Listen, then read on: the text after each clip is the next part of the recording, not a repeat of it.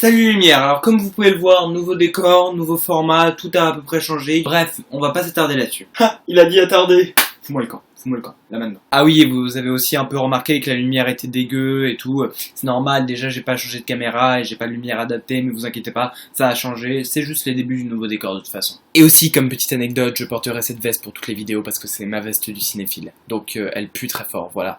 De toute façon, je déteste me laver. Je déteste ça. Mais bref, comme vous l'aurez compris, aujourd'hui, nous parlerons de Alice Through the Looking Glass. Alice à travers le miroir magique. Mais s'il vous plaît, comprenez-moi, je ne regarde pas les films en français. Voilà, c'est dit, c'est emballé.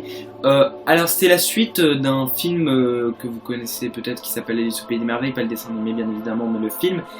Et le film s'était fait une grosse chiasse à la gueule. Tout le monde l'avait détesté et tout. J'avais un peu l'impression d'être le seul à l'avoir aimé, vraiment, j'avais l'impression d'être le seul à l'avoir aimé parce que moi, j'ai surkiffé le film. Je sais pourquoi on l'a pas aimé, c'est parce qu'il y avait cette histoire du Jabberwocky, je sais plus, c'est impossible de prononcer son nom, le dragon de la Reine Rouge. Mais pour moi, c'était pas un inconvénient, c'est un reboot les gars, un reboot c'est-à-dire que tu changes des trucs, que tu changes un peu l'univers. Voilà quoi, c'est accepté, c'est un reboot, on fait un peu ce qu'on veut. Vous allez peut-être dire, oui mais c'est pas la peine de l'appeler Alice au Pays des Merveilles, vous voulez qu'on l'appelle comment? Qu'on l'appelle Gilbert au Pays des Haricots, je sais pas, ça aurait été bizarre. Mais en tout cas, voilà, moi j'ai, du coup comme j'avais beaucoup aimé le premier, on en était quand on a annoncé Alice Through the Looking Glass, putain, je vais dire Alice Through the Looking Glass s'il vous plaît, laissez-moi le dire. Où on en était, personne n'attendait le film, vraiment personne n'attendait ce film et j'étais le seul qui l'attendait. Et moi quand je vous dis que je l'attendais, c'est que je l'attendais vraiment hein. Mes potes qui regardent mes vidéos pourront vous confirmer dans les commentaires, je postais chaque jour un truc qui avait une relation, par exemple hâte de voir Sacha Baron Cohen dans le rôle, demain c'est le grand jour, moi j'ai pas le singe avec les claquettes dans ma tête mais j'ai un truc qui fait Alice bientôt, je postais des trucs tous les jours, je pense que c'était vraiment un des films que j'attendais le plus, et si elle n'était pas, c'était le film que j'attendais le plus cette année, parce que déjà le teaser m'avait tellement alléché, voilà, j'étais déjà conquis quoi, donc j'avais absolument envie de voir qu'est-ce que ça donnait, et qu'est-ce que ça donne. Je m'attendais à même peut-être le meilleur film de l'année, c'était vraiment le maximum auquel je m'attendais, mais le truc raisonnable dont je m'attendais, en fait le minimum que je m'attendais c'était un peu déçu et que du coup il ne soit peut-être dans les dernières places du top, mais pour vous dire c'était que j'étais sûr qu'il allait être dans le top. Le truc auquel je m'attendais le plus c'était qu'il est genre la 5ème place du top, et le truc auquel je m'attendais le plus c'était que c'était le meilleur film de l'année. Qu'est-ce qu'on a eu finalement? Le normal.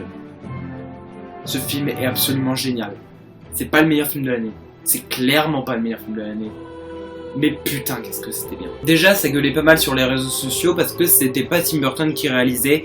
Je trouve que c'était une bonne initiative de pas mettre Tim Burton parce que Tim Burton, si vous voulez, avait fait peut-être la plus grosse boulette de sa carrière avec celui-là, parce que certes Alice au Pays des Merveilles je l'ai trouvé génial, mais vu justement je vais continuer avec cette expression, la chier qui s'était pris, et voilà, il s'est dit je suis pas digne de faire le deuxième, donc je vais laisser quelqu'un d'autre le faire, et c'est James Bobin qui s'en occupe, qui avait fait The Muppets et Ali G, de grands films. J'ai pas vu The Muppets mais on en a dit vraiment beaucoup de bien, et là il vient avec un film tellement différent, tellement méconnaissable des autres films qu'il a fait.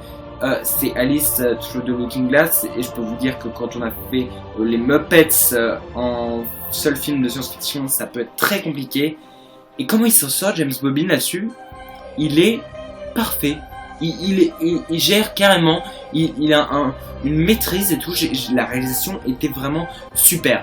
Le petit problème, c'est la scénariste, je vais retrouver son nom tout de suite, c'était quoi déjà son nom? Linda Woolverton, voilà, c'est Linda Woolverton. Alors, très bon scénario, niveau dialogue c'est parfait, il y a des super bonnes vannes, l'histoire avance parfaitement, les persos sont très bien développés, mais il y a un truc, je pense que c'est la pire chose du film. Ça m'a pas gâché le film forcément, mais ça m'a quand même bien comment expliquer ça, ça m'a bien ça m'a baissé le moral, on va dire. C'est qu'il y a une de ces incohérences énormes dans le film. J'ai l'impression d'être le seul à l'avoir vu, donc c'est pas à moi de dire les incohérences, c'est à MJ, mais MJ sur ce coup là, je t'emmerde, je vais te dire cette incohérence. Et je suis violent, je sais, mais je m'en fous. L'incohérence est la suivante. En fait, il faut se repérer au premier film. Si vous vous rappelez bien, la Reine Rouge engage le Chapelier Fou il me semble qu'il s'appelle comme ça. Chapelier Fou de Madagascar. Bref, elle engage le Chapelier Fou à lui faire des chapeaux à un moment et tout du film. Et l'histoire, parce que j'ai oublié de vous raconter l'histoire, je suis désolé. L'histoire, c'est que le Chapelier Fou devient encore plus fou jusqu'à devenir carrément méchant. Et pour ça, Alice va voyager vers le passé pour voir ce qu'il a rendu fou. Enfin, elle sait ce qu'il a rendu fou, c'est la famille. Et du coup, elle va essayer de sauver la famille. En fait, le Chapelier Fou est encore plus fou parce qu'il a découvert que sa famille avait été tuée. Et donc Alice va essayer de voir s'ils étaient vraiment morts ou pas. Et finalement, ils étaient pas morts. Voilà, voilà. Bref. Et le truc, c'est qu'en fait, spoiler, la Reine Rouge avait en fait capturé la famille du Mad Hatter. Et ce qu'il faut savoir, c'est que le père de Johnny Depp, donc du Chapelier Fou, était un faiseur de chapeaux. L'incohérence est la suivante. Pourquoi avoir capturé le Chapelier Fou pour lui faire des chapeaux si t'avais déjà en ta possession le père? C'est complètement con, je veux dire, le père est beaucoup plus expérimenté en plus.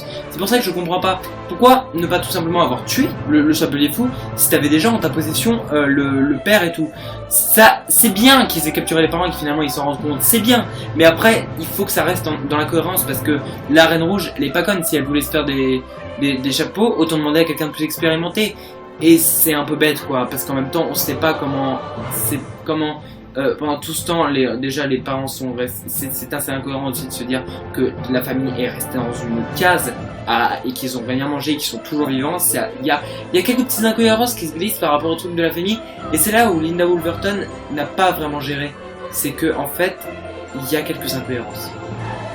Et c'est dommage. Voilà MJ, je peux reprendre mon émission. Mais ce que je peux dire sur les points du film, les points positifs, c'est que encore une fois, ils sont tous vraiment positifs.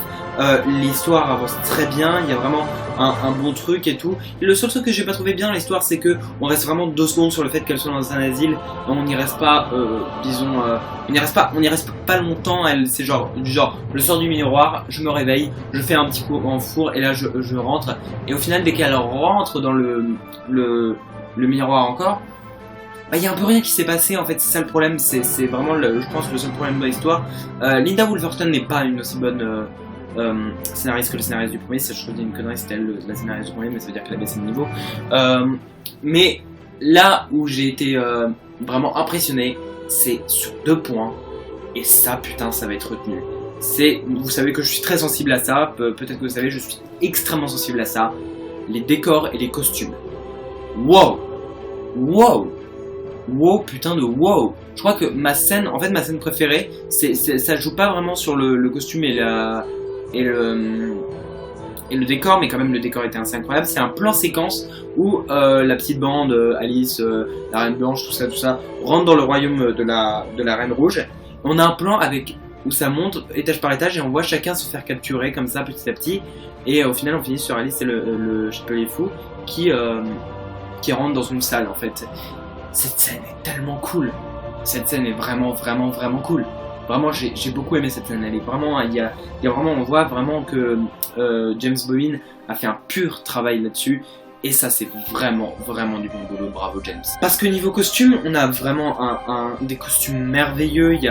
On a toujours nos fameux costumes de la Reine Blanche, de la Reine Rouge, mais il y en a qui se permettent de changer de costume, comme le Chapelier Fou. On voit que il a une espèce de costard gris, comme pour symboliser le renfermement et tout, et c'est cool. Après, il reprend sa combi pour montrer qu'il est encore plus joli, qu'il a enthousiasme.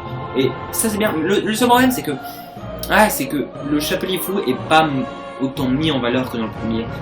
Toute l'histoire se base sur lui, mais on aimerait en voir un peu plus. C'est vrai qu'on en a vu vraiment pas mal dans le premier, mais je sais pas, il manque un petit truc avec le Chapelier Fou, mais vraiment c'est génial. J'ai été sur les costumes, je continue sur les costumes. On a toujours les mêmes costumes, mais Alice change de costume elle aussi. J'aime beaucoup son premier costume, j'aime beaucoup son premier costume, hein, où elle dit c'est un truc d'impératrice de Chine, je sais pas trop ce qu'elle dit, mais c'est magnifique parce qu'en fait c'est un peu celle qui diffère des autres. Je dois vous dire que j'ai eu peur avec le début où on la voit en pirate. Je me suis dit je suis en train de regarder Alice. Bon d'accord. Après j'ai vu qu'elle apparaissait à l'écran, je me dis oui, c'est bien Alice sous le Looking Glass, qu'est-ce qu'on va nous montrer? En fait c'était cool, c'était vraiment cool, c'était bien, on voit qu'elle gagne sa vie et tout. C'est vraiment un reboot, c'est vraiment, il change totalement l'histoire, mais c'est cool, moi j'aimerais que Tim Burton fasse ça. Là il va sortir son propre film, peut-être que l'expérience Alice au Pays des Merveilles l'a chamboulé, mais j'aimerais vraiment qu'il refasse des reboots, des trucs comme ça me ferait vraiment marrer de voir, par exemple aller, disons, des films que j'ai pas trop aimé de Disney, La Petite Sirène que j'ai haï, tiens, un truc avec La Petite Sirène, avec un Poséidon cyber et tout. Ce que j'aime avec Tim Burton, c'est qu'il me fait aimer plus les trucs Disney. Il a un délire avec Disney, et du coup il me fait plus aimer les trucs Disney. Attention, Disney, je déteste les dessins animés, j'ai horreur des dessins animés. Les films ils sont bien, Là tout à l'heure j'ai vu le teaser de The Beauty and the Beast, La Belle et la Bête, putain, je deviens un vrai putain d'américain moi. La Belle et la Bête, ça avait l'air vraiment cool, The Bigfoot Giant, j'avais un peu plus de doute. Pete's Dragon, ça a l'air vraiment génial. Dory, le film sur Dory, trop bien. Bref, Dory c'est un dessin animé. Bref, c'est Disney Pixar, c'est pour ça. La mauvaise foi. Bref, vraiment, je crois que après, non, vraiment, j'ai adoré la scène de post-séquence, mais pour moi la scène qui reste mémorable, et c'est celle que j'avais vu dans le teaser qui m'avait fait dire wow, ça va être génial. Le problème c'est qu'on nous a montré un peu tout le début dans le teaser, et retrouve mon père dans le teaser, et je me suis dit merde, je vais un peu revoir le teaser là, c'est un peu con, mais finalement non, il gère, c'est vraiment les 15 premières minutes, on a vraiment le teaser, et après c'est bon, ça part sur d'autres trucs. Mais je crois que mon truc préféré, c'est Sacha Baron Cohen qui arrive dans son monde illuminé avec toutes les horloges. Il ferme une horloge, il dit Your time is up, le mec meurt, et après il va le placer dans une espèce de nuit et tout. J'étais impressionné. Waouh, c'est tellement bien, c'est tellement bon. Bon, bref, maintenant que j'ai fini de vous parler un peu de tout ce que j'ai dans le film, je vais vous parler, on va passer aux acteurs, vous savez quoi. Alors juste par hommage, voilà, je vais commencer par Alan Rickman qui fait la voix de Absalom. Regretter évidemment, Alan Rickman. C'est beau, ces acteurs qui en dernier film se permettent de se faire une petite, comment on appelle ça, une petite voix de dessin animé. C'est vraiment, mon ordi s'est éteint. C'est vraiment beau de voir qu'ils donnent leur voix à un personnage, je trouve ça beau et tout. Je sais pas si c'est son dernier film, peut-être qu'il y en a... Ouais, j'ai entendu dire qu'il y en avait un autre qui faisait. Bref, voilà, c'est vraiment, voilà, je voulais donner un hommage à Alan Rickman en commençant par lui. Maintenant, commençons vraiment par les gros acteurs du film. Mais avant, rallumons ce putain d'ordinateur, mais quand vas-tu me respecter? Voilà. Et comme on change pas une équipe qui gagne, on a toujours monsieur Johnny Depp en chapelier fou. Johnny Depp. Il m'a toujours, quand je regarde ces films, je dis toujours, ouais, c'est un bon acteur, il est vraiment bon. Là, il m'a impressionné, il a une force et tout, je crois que je l'ai jamais vu aussi intéressant. Il a vraiment une force dans son personnage, il est assez, comment dire, on voit vraiment une autre facette de lui, parce que déjà dans Alice au Pays des Merveilles, il était vraiment génial parce qu'il arrivait à se créer un personnage tout en gardant l'origine du personnage originel. Et là, on voit au départ du film, il parle comme ça et tout. Le moment où sa gueule se transforme, c'est terrifiant. Il m'a fait peur, vraiment. Il est vraiment super, Johnny Depp. Donc, bravo Johnny, tu resteras dans la mémoire. Alors, dans le rôle d'Alice, encore et toujours, l'incroyable, la géniale Mia Wasikowska. Je ne suis pas comme Dean the Panda et Mr. Fox, moi je le prononce bien, c'était une superbe publicité pour ma prononciation. Oui, Mia Wasikowska, voilà. C'est sûr que ouais, c'est pas évident à dire, mais voilà, elle est toujours aussi géniale, elle a toujours vraiment ce charme. Vraiment, Mia Wasikowska, il faut que je vois Crimson Peak, faut vraiment que je vois Crimson Peak. Mais putain, c'est une super actrice. Elle est géniale. Et je vais passer assez rapidement les rôles secondaires. On a Anna Thaoué en La Reine Blanche. Anna Thaoué, moi je suis amoureux de cette femme, elle est vraiment super, elle est vraiment tout le temps géniale. Anna Thaoué, elle a vraiment ce visage, cette manière de jouer. En plus, son personnage n'est pas du tout facile à jouer parce qu'elle est vraiment une meuf qui fait et n'importe quelle actrice ferait de la merde vu que ce rôle est tellement dur à jouer. C'est-à-dire que tu fais un petit pas en travers et c'est bon, t'es mauvais. Genre par exemple, il y a un moment où Anna Thaoué elle fait un truc genre elle fait en bas d'un escalier, et là je me suis dit oh putain, elle a réussi à le faire, ça n'importe qui n'aurait pas pu le faire. Du coup bravo Anna Thaoué. On a évidemment Helena Bonham Carter en La Reine Rouge. elle est trop forte, Helena Bonham Carter, qu'est-ce que vous voulez, elle a ce rôle et tout, elle se crée aussi son personnage comme Johnny Depp, parce que, voilà, Helena Bonham Carter, moi j'adore cette actrice, je l'ai particulièrement beaucoup aimée dans Fight Club, mais là, la force de la meuf, quoi, ça fait plaisir, ça faisait longtemps que je l'avais pas vu en Reine Rouge, j'adore ce personnage, vraiment, et comment elle le construit, vraiment bravo Helena Bonham Carter. On a... moi celui que j'attendais c'était Sacha Baron Cohen. Ah bah moi celui que j'attendais c'était Sacha Baron Cohen. Sacha Baron Cohen, si vous voulez, c'est un de mes acteurs préférés, je vais faire ça pour être sûr, c'est sympa. Tiens, le voilà. Sacha Baron Cohen, si vous voulez, c'est un de mes acteurs préférés, c'est vraiment un des acteurs que j'aime le plus. Et là, Sacha Baron Cohen, on le retrouve en force, vraiment, je dis beaucoup en force. J'aime beaucoup voir Sacha Baron Cohen dans d'autres rôles que ces rôles où il parle de sexe, il s'invente son personnage, parce que là c'est pas un personnage qui est inventé. Mais en même temps, dans l'accent, tu te dis qu'il y a quand même un gros lien. Je pense que James Owen l'a choisi parce qu'il avait fait Ali G, et que du coup, bah voilà, il s'est dit, mon pote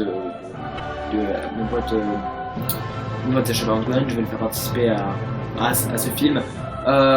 Ouais, bah Sacha Baron Cohen il marche tellement, pour moi c'est vraiment celui que j'ai préféré dans le film parce que déjà tu le reconnais pas, c'est marrant parce que ses yeux bleus font que tu le reconnais pas, mais en même temps il y a un moment il est vraiment mal et tout et ses yeux bleus font tout et tout, ils reviennent un peu au noir et là tu dis ah oui Sacha, ça tu reconnais vraiment sa tête quand t'as un plan vraiment avec ses yeux vraiment noirs et qui repasse tout de suite au milieu, tu dis ah là on le reconnaît plus trop, surtout quand il vieillit là, non on le reconnaît pas du tout, mais Sacha Baron Cohen, la force, la puissance qu'il a en lui, cet acteur est vraiment... c'est beau de voir qu'il y a dans les acteurs, les meilleurs acteurs du monde, on a quand même des acteurs comiques, ça fait vraiment plaisir, c'est vraiment cool. J'adore voir Sacha Baron Cohen, tous ses films sont cultes, même son dernier que beaucoup ont mal aimé. Je peux vous dire, en Amérique, on l'a bien démonté, The Brothers Greenwood, moi j'ai beaucoup aimé. Oh bah voilà, Sacha Baron Cohen, je m'en remets pas, il était tellement cool, à la fin quand il ne revient pas et tout, c'est j'ai adoré vraiment, je ne peux pas trouver les mots pour dire à quel point j'ai aimé Sacha Baron Cohen. Je pense qu'en fin d'année quand je vous ferai tous mes tops, j'aimerais faire un top des meilleurs acteurs et j'ai très envie de le retrouver dans ce top. Et sinon, si on va chercher un peu plus loin dans les rôles secondaires, on a Rhys Ifan. Oh, j'adore cet acteur, il est trop cool, putain. Dernièrement, je l'avais vu dans Mr. Nobody, il était trop bien, mais moi, là où je le connais vraiment, c'est quand il fait dans Single, où là il fait vraiment le con. Ah là il fait vraiment le con, et l'année dans un film dans lequel j'ai vu, c'est-à-dire Mr. Nobody et Alice de Looking Glass, bah c'est pas le con, il est tellement bon quand il est sérieux, j'adore cet acteur, j'aime beaucoup Rhys Ifans, il marche beaucoup Rhys Ifans, je prononce son nom tellement mal, en même temps je viens de me bouffer un popcorn, j'ai la gorge qui salive. Il marche vraiment, il est cool putain Rhys Ifans. Je connaissais pas les autres acteurs qui font. Alors attendez, peut-être qu'il y a un acteur que je connais aussi qui s'est faufilé quelque part. Non, dans mes souvenirs, c'était vraiment un des seuls acteurs que je connaissais, donc je vais pas revenir sur les autres. Mais il y a surtout une backstory très bonne où t'as la mère qui va acheter la maison, mais on sait pas. Voilà, c'est un peu une histoire de famille un peu classique, mais c'est hyper bien apporté. Évidemment, comme un con, comme je suis un gamin, je me suis marré aux scènes avec le mec qui fait des fêtes comme ça un peu bizarres, avec les gentlemen et tout comme ça. Je me suis marré, voilà. Bref, je vais finir par ma conclusion du film. Alice Through the Looking Glass. Oui, c'est très clairement un très bon film, mais putain, je suis content de dire ça enfin. J'attendais tellement de pouvoir le dire. J'avais peur que je fasse une vidéo en vous faisant un peu la Ninja Panda, un truc comme ça, vous voyez. Avoir une attente sur un film, ça peut très vite devenir relou. Avec le temps qui passe, à force de voir des bandes annonces, à force de voir des annonces en rapport avec ce long métrage-là, on se forge en quelque sorte une espérance. En tout cas, tout a à peu près changé, comme vous pouvez le voir, mais il y a un truc qui n'a pas changé, c'est ma phrase de fin. En tout cas, moi je vous dis salut les amis, mangez du popcorn jusqu'à vous en faire exploser le ventre et du coca jusqu'à vous en faire péter la vessie. Je me suis crocheté en plein milieu, mais c'est ironique bien entendu. Moi je vous dis à une prochaine fois, on va parler d'un nouveau blockbuster. Je pense que ce sera les Tortues Ninja 2. Je pense que ça va être nul, mais bon, faut le voir quand faut y aller. Faut y aller, ma gueule. Et moi je vous dis salut les amis, bye. Et je vous laisse avec de nouvelles vidéos, allez checker les autres, bye.